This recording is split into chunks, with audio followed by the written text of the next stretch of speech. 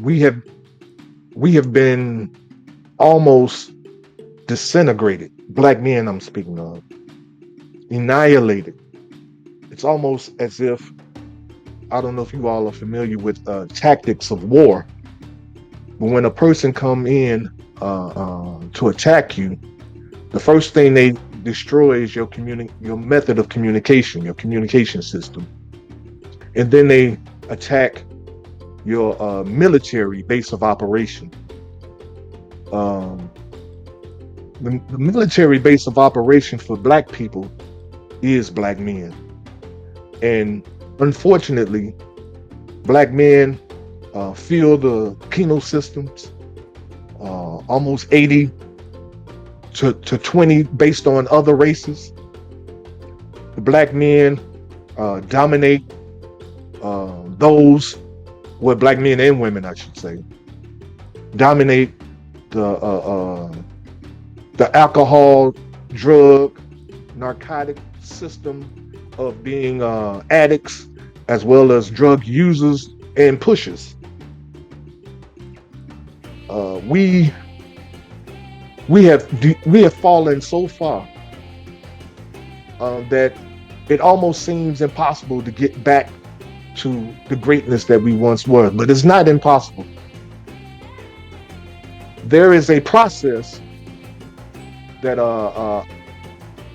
I've learned, and it's called the process of atonement. That we have to atone for our sins. You know, it is my belief that we reap what we sow. What goes around comes around. I'm saying to us, now I'm not saying this to say, and I want to be clear, that Sister Angela deserved her son being gunned down. I'm not saying that. I'm speaking of us as a race of people. As a race of people, we have not done things properly like we should. As Pastor V said, especially among ourselves, how we treat one another. We'll forgive others, but can't forgive ourselves. You know, this mentality that we have, and this is why my lecture today was entitled Insanity, the New Thinking. The previous message was a message that asked the question, what's going on? It kind of talks about basically, or even kind of connects with what we are talking about today. What's really going on? Why is this happening? We want to know why. We want to know what can we do about this. God is giving us another way out, brothers and sisters. It starts with the individual. It starts with you and me accepting the reality of life as it is on this planet. We taught in our previous lectures about who really runs this planet, who really runs everything dealing with this planet, and we have shared with you our proof and our biblical proof, even through scripture, that indicates that God gave Satan rulership over this planet. Now, some of us still don't want to believe that, because to accept that reality would be to accept that everything that we know to be real or true has been taught to us by the opposer of God. And so we can't really expect that we are on the right side of God if we are the students, and the neophytes of his opposer. Now, if you all are, for all my biblical scholars out there, if you recall, when Jesus went into the wilderness and he fasted for 40 days and for 40 nights, that Satan came to him in the wilderness, if you recall. And if you also recall, Satan took Jesus up on a high mountain and he showed him the vastness of the world. And he told Jesus, all of this can be yours. I'm going to say it again. Satan told Jesus, said, all of this can be yours. I'll give all of this to you if you submit to me, bow down to me. Now, I'm paraphrasing. I'm not saying it exactly as it was written. But the point is, how can you give something that you don't have ownership of? He was telling Jesus that he could make him a great man in the world. All he had to do was submit to him.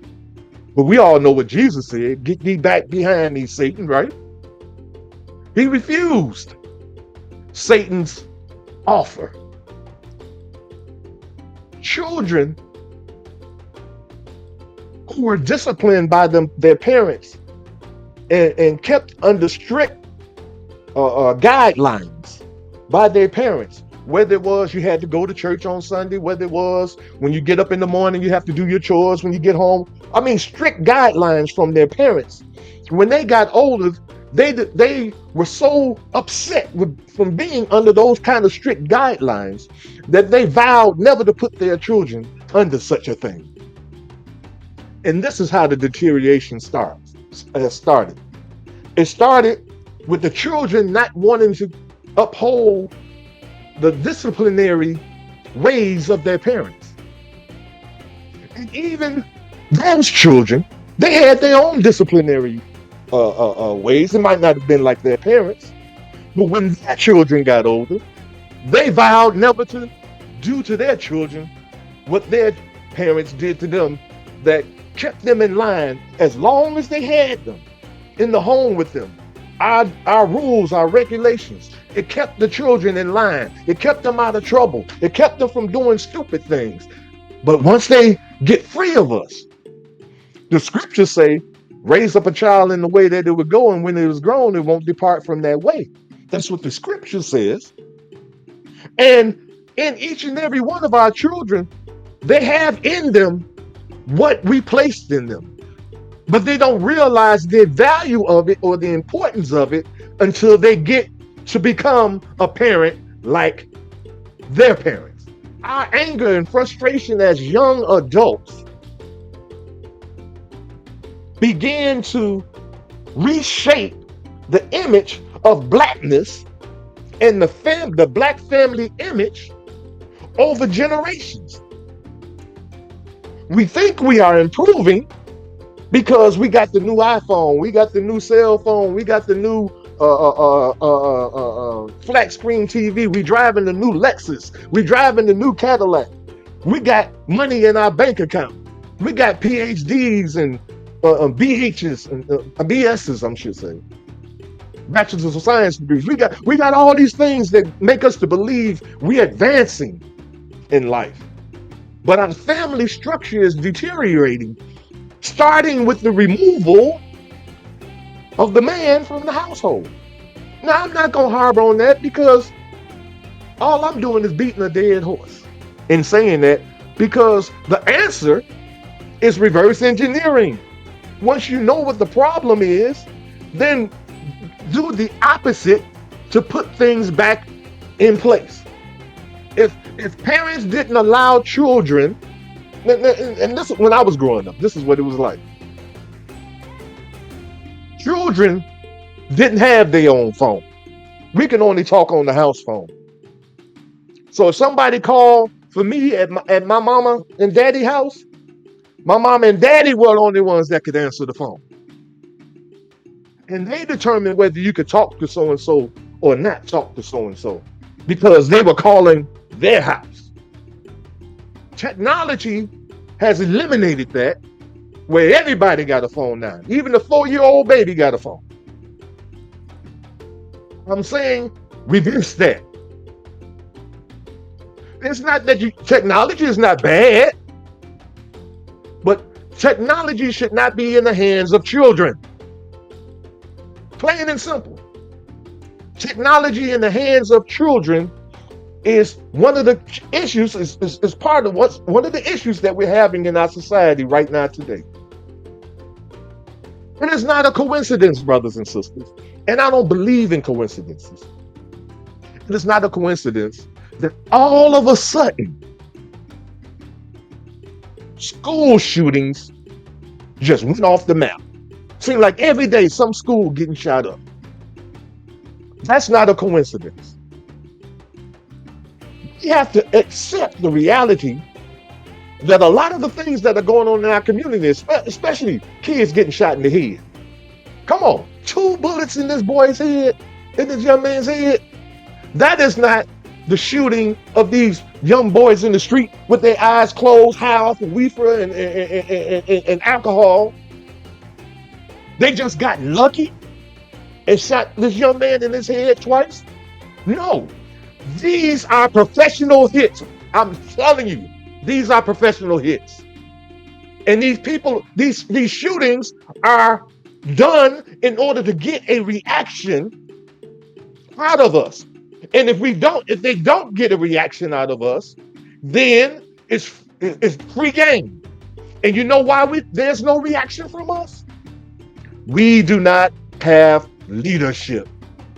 Do you know the last leader that black people had? Reverend Jesse Jackson Sr., the last black leader that black people on the planet Earth, in America, I should say, has had. Now, you know how long he's been out the picture, right? The only other black man that falls in that category, in my opinion, would be Minister Louis Farrakhan. But the challenge with that is, he's a Muslim. And there's no way Christians are going to follow a Muslim. The Choma Nation, we believe, well, we consider ourselves all-inclusive, all denomination. And what does that really mean? It means if you believe in God, and we don't care if you call him Allah, Jehovah, Yahweh, we don't get caught up into that, because we understand that we go by many names. Some people call me T, some people call me Tyrone, Minister O, Jahi. I go by all them different names, but that don't mean I'm different people. So let's not make God to be so different just because he's called by another group using another name. It's only one God. We know that.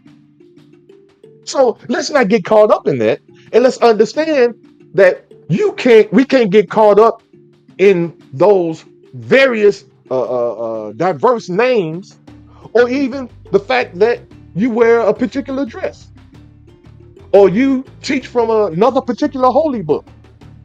As long as what you teach represents and points back to the one true God of the universe, then we're good. And we read, we teach, and we study from the Holy Quran, and we read, and we teach, and we study from the Holy Bible, King James Version.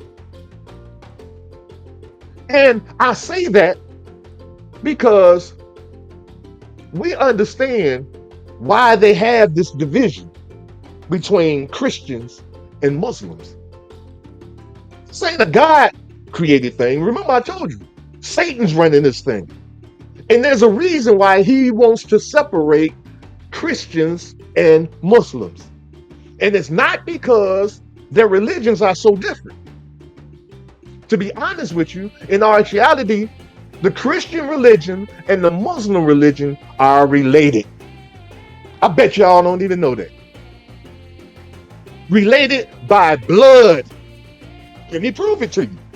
In the Bible, there's a man by the name of Abraham.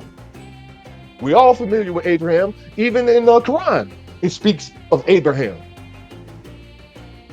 Abraham is considered and was called the father of faith. He was a friend of God. And God promised Abraham that his seed will wax mighty in the land. He made this promise to Abraham after he left his father's house and went in the desert, not knowing where he was going, because God had commanded him to do such. He made that promise to Abraham.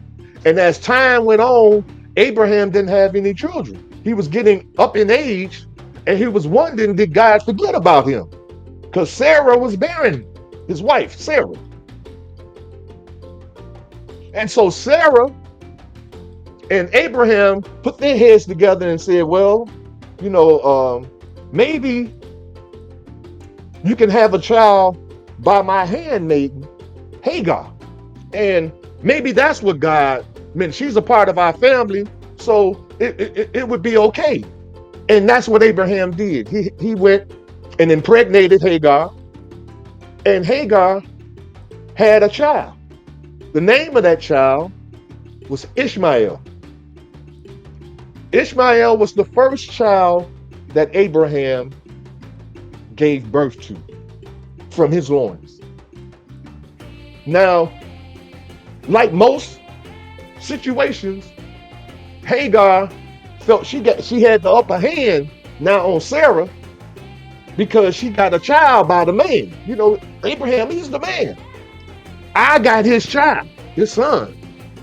So now Hagar started to feel a certain way. She started feeling like, hey, I'm kind of in charge here, and Sarah started seeing what was going on and demanded that Abraham put her and her son out.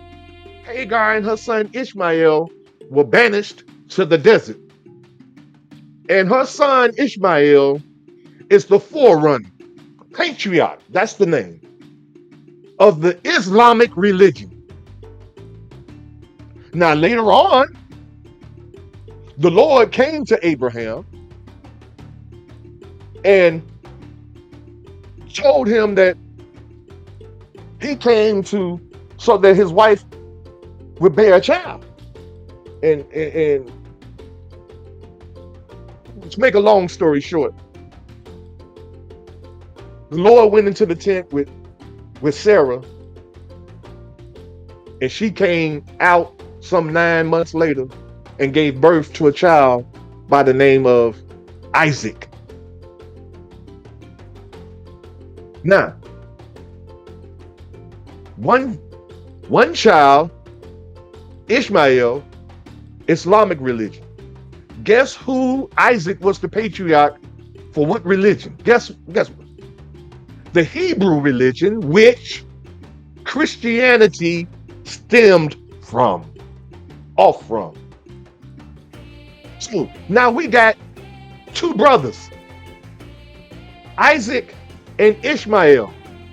Islam, Christianity, Hebrewism, related brothers. So, of course, Satan don't want us to be united, because that's not Satan's thing. His thing is about division. And so he pits us one against the other. So in the temple, this is why we read both books. Because if you want to represent the father of faith, which Abraham is, then he has two sons. You see what I'm saying? One representing Islam, 180 degrees of knowledge. One representing Hebrewism, and Christianity representing 180 degrees of knowledge. You put them both together, you got 360 degrees of knowledge of God. So if you're only worshiping one side, you only got half the story. If you're only just a Christian, you're only dealing with half of God's faith. If you're only just a Muslim, you're only dealing with half of God's faith. You have to understand both in order to get God's clear, full message of what's really going on through his religion, through his word, through his holy books, plural, Quran and Bible. And so this is why we understand that in order for us to solve the challenges that we're having here, there has to be a reversal, a reverse engineering in order for us to see clearly how we got here. This is what we've been doing over the past week and a half. We've been laying out the groundwork, the mapping of how we got here, all the way from when the war took place in heaven, all the way to when the angels was cast to the earth, all the way to the point to where the serpent beguiled Eve, all the way to the point to where Cain killed Abel, all the way to the point to where they were cast out of the garden, and Cain was kicked out because he killed his brother Abel, and he found his people in a land called Nod. How can his people be in a land called Nod when we weren't aware there was any people on the planet other than Adam and Eve? This is what we have been taught.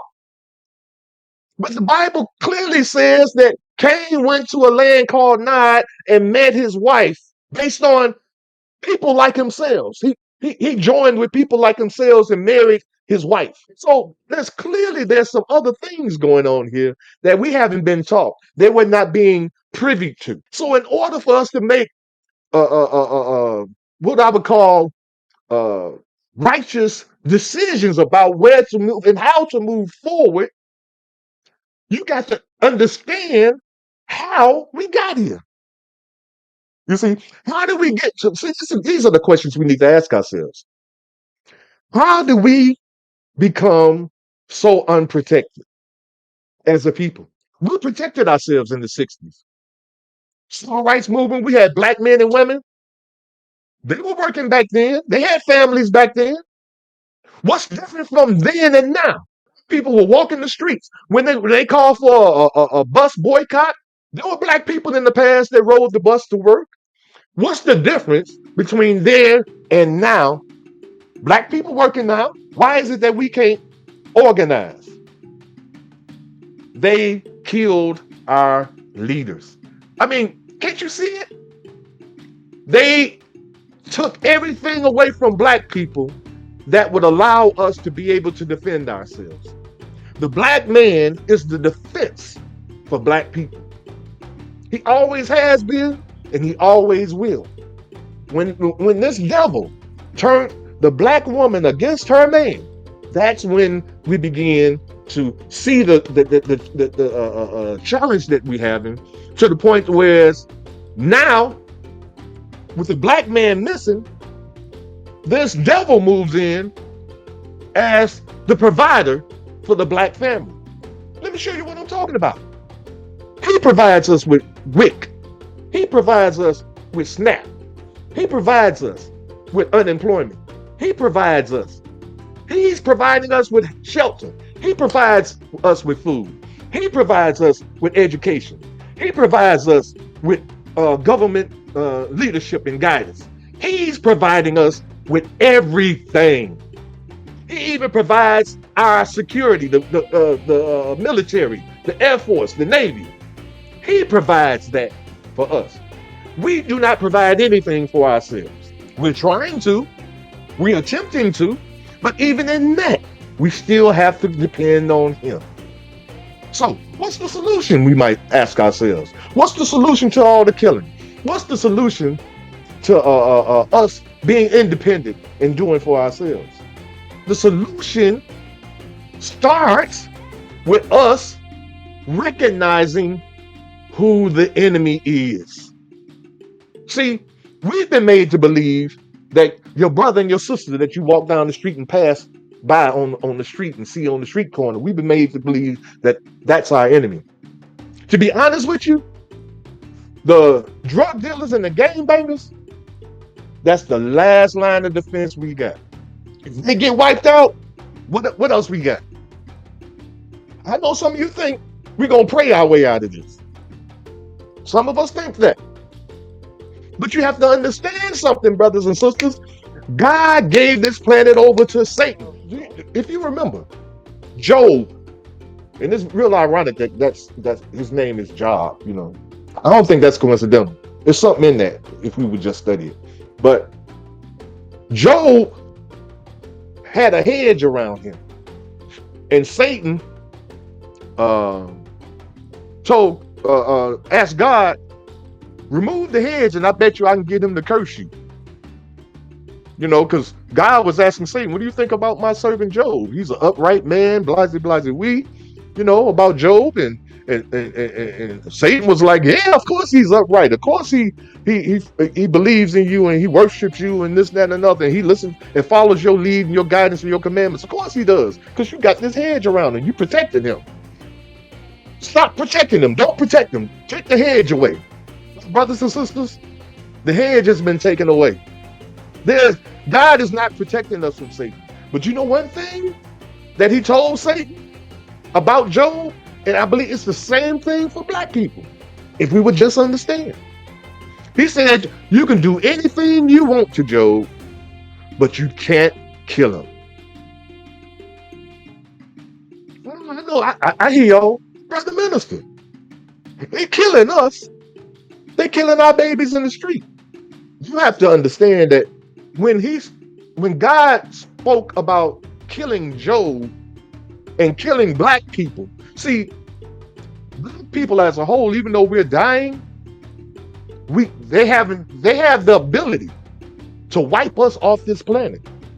And this is what they choose and want to do, but they haven't done it because they can't do it.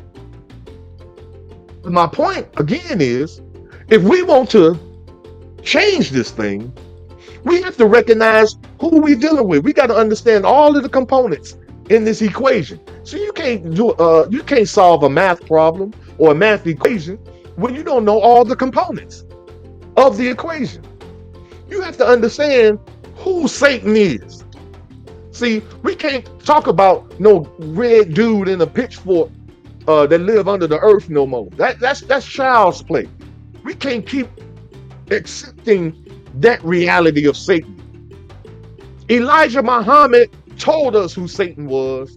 Martin Luther King proved it to us, who the devil is on planet Earth. That devil with sick dogs and water holes. I mean, who other than a devil, I should say, with sick dogs and water holes on peaceful people protesting, walking, minding their own business, not like the brothers and sisters did not too long ago. They went through the community and started tearing up some stuff. You can't call that a peaceful protest. But these people were peaceful. And what happened? They sick sick dogs and put water hoses on them. Now, let's look at the reverse. When those young people went through the community and started tearing up, what did they do? They stood down, didn't they? They didn't do anything. What does that tell you? What does that say to you? They are against peace. They are for violence. When you respond violently, that's what they like. They love that. They want you to, because you're not really by your nature a violent person or violent people. But they are making us to be like that. Why? Because I want to show you something. Satan has the whole world in his hands. Now, these are 4 scriptures that speak to Satan being in control. Ephesians 22, wherein time past, we walked according to the course of this world, according to the prince of the power of the air. I want you all to really remember that terminology. Prince of the power of the air. The spirit that now worketh in the children of disobedience. See, remember in my lecture I was speaking of 2 mindsets or 2 methods of thinking. God's way, Satan's way. God mapped out his way of thinking. He wrote them in commandments, beatitudes, and the Sermon on the Mount is another indication of how God precedes his people conducting themselves and how they should be. Now, Satan has a way also, but his way opposes God's way. So what does that mean? If God say, thou shalt not commit adultery, Satan says, it's okay. Now let me prove it to you. Is it against the law to commit adultery in this on this planet? Oh, let me say it really the right way. In the United States, is it against the law to commit adultery? Will you go to jail if you commit adultery? No. Let's check. Thou shalt not fornicate, meaning having sex before you're married. Is it against the law in this world, in the United States, to have sex without being married? Will you go to jail if you do so? No. Check. I'm just showing you, and if you go through the checklist yourself, as far as what God says and what this world says, and what this world, you have to begin to now understand why Minister Raheem and Minister Louis Farrakhan has been preaching and teaching for years. Come out of her, my people, that you may not be partakers in her plagues, because this world is under the rulership of Satan. You have to accept that reality. And then when you make your decisions based on knowing that this world is under Satan's rule, then you begin the process of changing things. You can't change things working in Satan's camp. You work for Satan. You go to school in his schools. Let me get this straight with you all real quick. Am I saying because you got a degree that something's wrong with you, and that you was wrong for going to school, getting a higher education, getting a better education? Am I saying that? No, I am not saying that. I'm speaking of how you use what you get from Satan. See, if you are for your people, then your education is supposed to be used to benefit your people, not you. God takes care of his people. I had individuals tell me, because he got one of them concealed carries, right? And I was saying to him, brother, what's the point in getting a concealed carry? You believe in God, don't you believe that God got your back? And like the scripture says, yea, though I walk through the valley of the shadow of death, I shall fear no evil, for thou art with me. Thy rod, your rod, not my rod, thy rod and thy staff, they comfort me.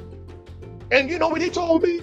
He said, well, yeah, God created me to believe in him, but he didn't create me to be stupid.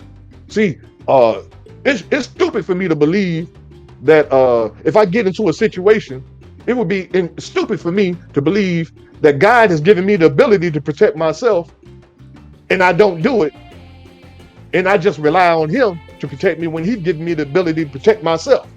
No, God didn't give you the ability to protect yourself. Satan did. Are you hearing me? Satan allowed you to carry a gun, not God. Let's stop deceiving ourselves here. In the past, the white man has never wanted black people to have guns. Why now? Ask yourself the right questions. Why now? Why do he want us to have guns now? I'm gonna tell y'all what I believe he's doing. He is killing our people, and if it's not him, it's a well, I know it's him, but I'll put it like this. I believe and I know that there is a white racist element in this country that was resurrected by Donald Trump when he became president. That white racist element stormed the Capitol building. That white racist element didn't go to sleep when Trump got out of office. That white racist element is behind the scenes, and they are the ones that are promoting, implementing a lot of these killings that are going on in our communities, whether it be them themselves or they have employed weak-minded black people to do it. Now, I'm saying all this to say, brothers, until we accept the reality of the world that we live in, the place that we are in history, Revelations, and until we begin to see where we are, then we can't move forward until we accept certain realities about ourselves, our race, the mistakes that we've made. And understand this. It's not bad to make mistakes. We all make them. What makes mistakes bad is when you don't learn from them. And you continue to repeat them over and over again. I'm going to end with this. I want to show you. I meant to download this, but I didn't. There's a movie, a very popular movie that was out. That's called The Matrix. When The Matrix came out, boy, we was on to something. We was like, oh man, there's a secret society that's operating some stuff going on here, and they got people brainwashed, and they got people asleep, and they programmed this, the Matrix, And in the movie The Matrix, it was one scene that I really want to focus on. I'm hoping you all remember this scene. There was a group of people, if you all recall. Their leader was called Morpheus. There it is. It kind of sounds like morphine. He came to ease our pain. Morpheus. Now, a member of the group was sold them out to the Sentinels, who were the enemy robots. This sellout, his name was Cypher. Cypher. Do you know what a cipher is? It's a circle. And this is what black people are in. You represent a cipher. And that's what insanity is. It's a cipher. You keep doing the same thing over and over and over again, but think you're going to get a different result. What was Cypher's reasoning for selling Morpheus in the group out? His reasoning was he missed eating a steak. Even though he knew it wasn't real. Because everything in the Matrix was computer programmed. But yet and still, he missed that connection with the devil. He missed that connection with Satan and the things that Satan provided for him. He could live in a nice home and sleep in a nice, comfortable bed, with a flat screen TV, surround sound, drive an Lexus and eat at the best restaurants and all of this stuff that Satan offers. But the people that were with Morpheus were eating like it looked like slop. It wasn't even didn't even look like a lot of baby food, really. And they were sleeping on steel bed frames. And so the cipher, I call, my other name for it is nigga. The nigga decided he wanted to go back to his daddy, Satan. And this is the challenge with a lot of our people. We got rich billionaire, millionaire black folks that they want to do something for black people. King James, Jay-Z, Beyonce, all of these folks way up there, they so far up away from us, it ain't even funny. In their heart, see what's going on with black folks and they want to do something. But if they do, they know they're going to fall off of their high pedestal. That high mountain that Satan took Jesus up on? They own it. And they looking off across the land because Satan has given them greatness because they submitted. They submitted to his tutelage and his leadership. That's my time, brothers and sisters. I hope that something I said spark or put a spark in your brain somewhere, that you may begin to do some research and put some pieces together to see really what's going on and begin to eliminate the insanity. I thank you for listening. I'm going to leave you as I greeted you in the ancient but yet holy words of peace, in the language of our fathers, Hotep, Shalom, Assalamu alaikum, Abaragani, Alafia, and Ashe.